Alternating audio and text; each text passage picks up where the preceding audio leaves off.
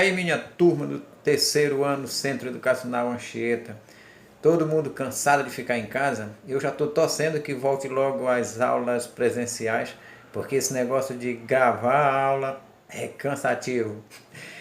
Bom, hoje daremos continuidade aí ao nosso assunto do segundo bimestre e temos como tema principal aí o Estado brasileiro e a democracia. O assunto do Estado brasileiro vocês vão acompanhar aí na página 32 e 33. A democracia na página 33 e 34. Como se formou esse Estado brasileiro? Quais os interesses estavam por trás dessa formação de Estado? Que interesses permanecem até hoje também? Esse é o debate na sociologia contemporânea. O Estado brasileiro. Bom, o Estado no Brasil derivou de um poderoso empreendimento dos colonizadores portugueses com os preceitos da Igreja Católica. Essa é uma situação que traz marcas até hoje ainda para o Estado. Porque, ao contrário de estados como norte-americano, Nova Zelândia e outros mais colônias da Inglaterra, o Brasil ele foi aquela colônia de exploração e que Portugal acabou fazendo, digamos assim, criando uma empresa, investindo numa empresa. Então tudo que se faz no Brasil era com a intenção exclusiva de atrair fundos para Portugal. Portanto, o investimento para obter lucros a partir daí. Então, o que se faz aqui no Brasil é aquilo que convém à economia e à política portuguesa. Em sintonia com os preceitos da Igreja Católica. Aí você tem essa presença marcante da Igreja, o que dava-se um caráter de Estado, de um Estado teocrático. Não é bem, mas é como se fosse. Esse foi um intento com o objetivo de contemplar as pretensões econômicas do absolutismo português, harmonizando-as com a contra-ofensiva católica em direção à ampliação das áreas de abrangência e dominação. Sua origem é uma história de reveses e contradições. Contradições que têm início na ocupação do território brasileiro pelos portugueses, já que apenas quando transcorrido 30 anos da conquista do território é que houve a preocupação em fazer do futuro país um lugar habitável para os colonizadores. Isso mesmo, quer dizer, sabendo que o Brasil foi descoberto em 1500, porém só em 1532 é que inicia o processo de colonização. Temos aí as primeiras expedições colonizadoras chegando no Brasil. Até então, Portugal estava interessado mais com o comércio das Índias. E aí, só quando começa a haver já uma crise nesse comércio, é que Portugal agora se volta para o Brasil e começa, enfim, a grande empreitada.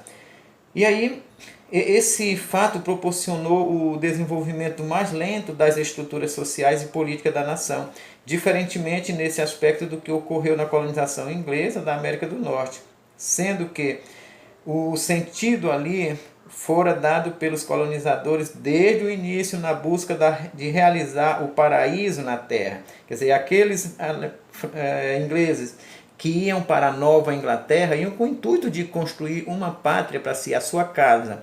E ao contrário do Brasil, quer dizer, todos os colonizadores portugueses que vieram para cá vinham com o intuito apenas de produzir, fazer na empresa produzir e com o pensamento voltado para Portugal. Então, não ao contrário dos Estados Unidos, onde os ingleses já buscaram fundar ou formar uma estrutura que, digamos, desse suporte para a sua estadia naquele território, não era o caso do Brasil. Portanto, como havia esse interesse voltado para Portugal, então não havia essa preocupação de construir uma estrutura estatal já definitiva, sólida, pensando nessa terra, mas pensando em Portugal. Portanto, o Brasil de um lugar inabitável para os portugueses, deu lugar a um negócio altamente lucrativo, tornando-se como o fornecedor de matérias-primas para o desenvolvimento dos negócios manufatureiros da metrópole. Então, nunca é Brasil. Bom, aí, então, diante desse quadro, o que se discute na sociologia, principalmente aí os nossos sociólogos, Caio Prado Júnior, o Sérgio Buarque de Holanda, ainda por volta de 1930 e a 1940, o que se discute exatamente que o Estado brasileiro ele se formou buscando realizar interesses portugueses. E aí cria-se um Estado que o Sérgio Buarque de Holanda chama de patrimonialista. Bom, Weber também trabalha essa ideia do Estado patrimonialista.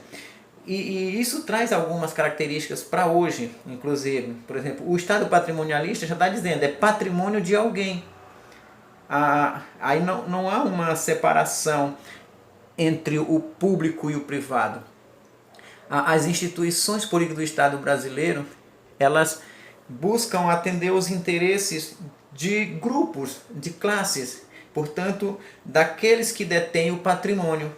Então é como se o que governa, ele não sabe separar o que é público do que é privado. E isso vem desde o início, por exemplo, logo que Portugal formou o Estado brasileiro, portanto, divide nas 15 capitanias, e quem são os governos das capitanias? É o proprietário. E esse proprietário, é ele que determinava as leis, que executava as leis na sua capitania. Portanto, ele era o proprietário da terra e ao mesmo tempo o governo. Então, isso vai criando uma tradição dessa mistura do público com o privado. De quem é o Estado? É meu. Quem é que manda no Estado? Quer dizer, sou eu que mando, né? A fala do atual presidente reflete muito bem essa questão. Quer dizer, quem manda sou eu, portanto, eu tiro o fulano, eu boto o ciclano que está alinhado aos meus interesses, eu tenho que proteger, quer dizer, é o meu. Então você percebe ainda hoje essa questão do Estado patrimonialista. Mas vem desde lá do período colonial. Por exemplo, tinha uma lei que garantia aos donatários recolher impostos, e 1% desses impostos ele ficava para si, portanto apropriava-se. Então não é de se espantar que hoje as nossas autoridades se sintam no direito de ficar com uma parte, e aí se justifica os desvios e mais desvios do Estado brasileiro. Bom, aí essa questão da inconveniência, vejamos como ficaria as nossas constituições, como marca essa questão da inconveniência política. A Constituição de 1824, ela revela, por exemplo, a clara e pesada separação entre sociedade civil e agentes estatais. A diferença entre cidadãos ativos e inativos é um exemplo de que o critério de posse impunha na sociedade o status de homens dignos apenas a poucos cidadãos. O voto não era um direito dos cidadãos inativos, ou seja, a esmagadora maioria da população que não era detentora de renda nem de imóveis rurais. Quem era o cidadão brasileiro? Quem que tinha participação política? Somente os homens brancos, maiores de 21 anos e com renda mínima de 100 mil contos de réis. Portanto, o que dava direito de você participar era a sua declaração de renda.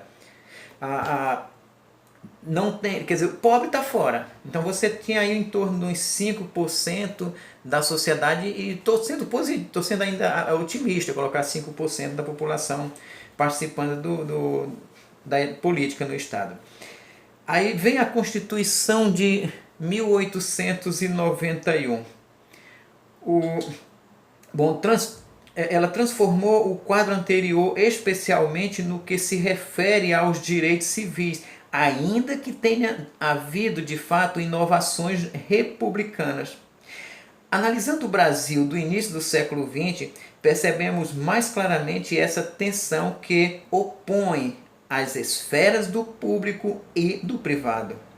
A política brasileira, contraditória por tradição, É nesse contexto representada por um Brasil real, patriarcal, familiar, clientelista, oligárquico e por um Brasil legal, uma sociedade urbana industrial na qual o poder é centralizado pelo Estado e exercido por uma burocracia técnica. Configura-se aqui um quadro em que o poder público se retrai e o poder privado se fortalece. Que ironia, né? Mas permanece até hoje. Portanto, você percebe quando o Estado ele é comandado por uma classe, e aí, diga-se de passagem, a elite do poder econômico é quem controla o Estado.